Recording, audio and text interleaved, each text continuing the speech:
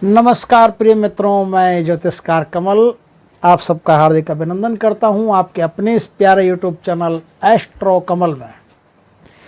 दोस्तों, कुछ बातें ऐसी होती है जो साधकों के साथ करनी ज़रूरी होती है। साधक मतलब क्या? मेरा एक परिवार।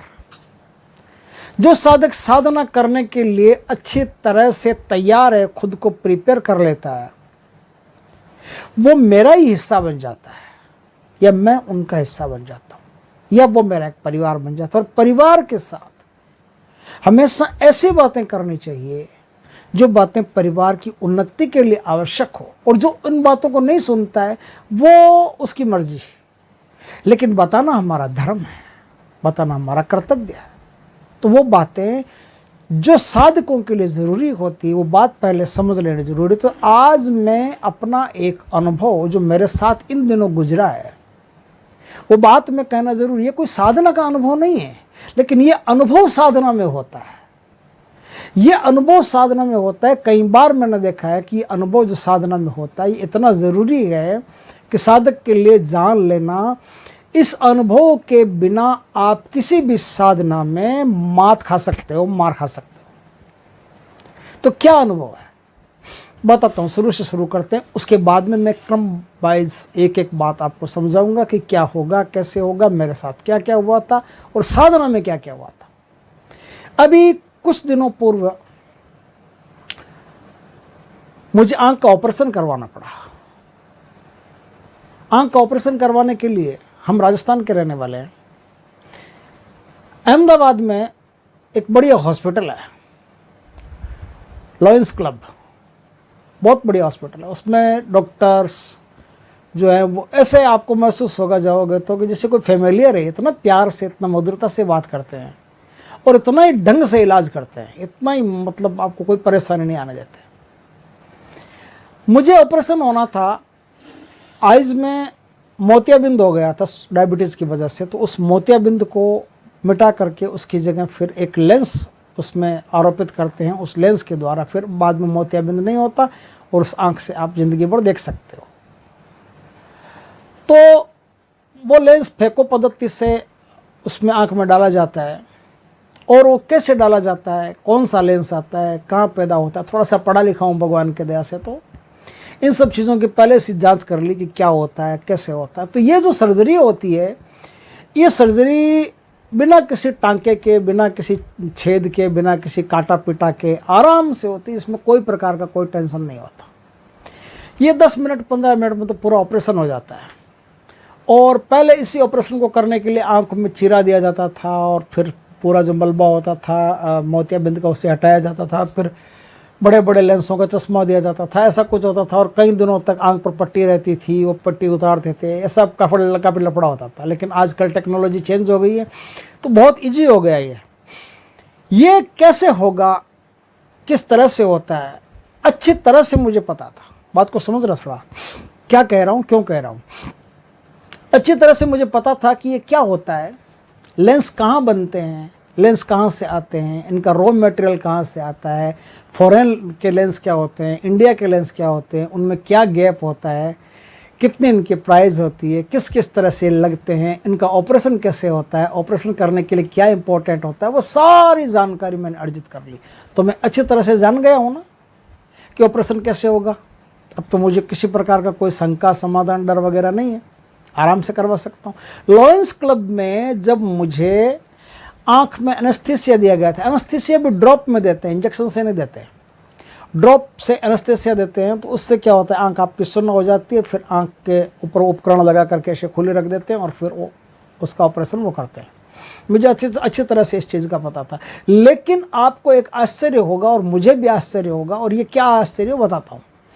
जिस समय मैं स्ट्रेचर पर लेटा हुआ था, ऑपरेशन हो रहा था, उस समय मैंने देखा कि एक तो जिस चीज़ का मुझे सबसे बढ़िया पता है कि क्या होता है, कई मरीज़ों का रिव्यू भी मैंने ले लिया था, अच्छी तरह से जांच पड़ताल भी कर ली थी, डॉक्टरों को भी जानता था, फिर भी मेरे हृदय की धड़कनें अकस्मात बहुत तेज़ हो गई और एक अनजाना डर अंदर पैदा होने लगा। और मैं इधर हंस रहा हूँ, इधर मेरा दिमाग अंदर हंस रहा है। क्या हंस रहा है कि सब कुछ पता है फिर भी तू इतना धड़क क्यों रहा है भाई, किस लिए धड़क रहा है। सब कुछ पता है, ऐसा कुछ नहीं होगा कि जिसमें कुछ नुकसान हो सकता है, चीरा फाड़ा हो सकता है, कुछ है ही नहीं ऐसा। तुझे डर किस बात का लग रहा है? लेकिन हृदय इसकी बात नहीं मान रहा, दिमाग की। दिल अपनी बात मानता है, दिमाग अपनी बात मानता है। दिल बिना ही चाहे, मन बिना ही चाहे आपके अंदर एक डर को पैदा करता है, क्योंकि मन जानता है कि डर जो है ना वो इंसान को जिंदा रखने के लिए जरूरी है। आँख का ऑपरेशन हो नहीं हो इस आदमी का कोई मतलब नहीं, डर के मारे अगर ये नहीं कराएगा तो कम से कम मैं बचा रहूँगा। मन जानता है कि जब तक आदमी जिंदा है तब तक मैं जिंदा हूँ। आदमी खत्म, मैं खत्म, आदमी खत्म, मन खत्म। तो मन आपको बिना ही मतलब के डराता रहेगा। मेरे दिल की धड़कनें काफ़ी तेज़ हो गई, बढ़ गई, और मैं दिमाग से उसको संचालित करने की कोशिश कर रहा हूँ। मैं दिमाग से उसको कमांड दे रहा हूँ कि आप इतना तेज़ मत दौड़िए, कोई नुकसान नहीं है, कोई डर नहीं है, आराम से ऑपरेशन हो जाएगा, कोई डरने की ज़रूरत नहीं है।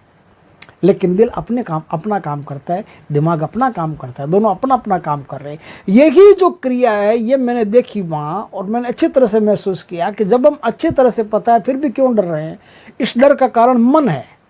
जब आप कोई भी साधना करोगे तो मन को पहले से समझ लो। आप कोई भी साधना करोगे तो अनजाना अनचाहा डर आपके मन में पैदा होना स्वाभाविक है।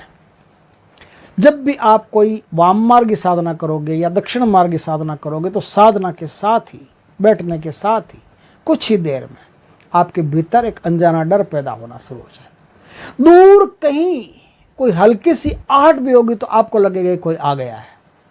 कहीं हल्का सा कोई पत्ता भी खड़खड़ाएगा तो आपको लगेगा कोई आ गया है, कुछ हुआ है, कुछ आया है, कुछ ऐसा है, कुछ वैसा है।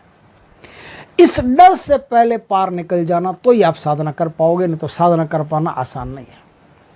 किसी भी साधना को करने के लिए डर से पार होना ज़रूरी है, और ये डर से पार आप मन से नहीं हो सकते, आप मस्तिष्क से हो सकते हो। मस्तिष्क आपका जब मन को कमांड देगा कि ये जो डर है ये निराधार है, निर्मूल है, इससे डरने की कोई ज़रूरत नहीं, आपको इस डर को आप निकाल करके फेंको।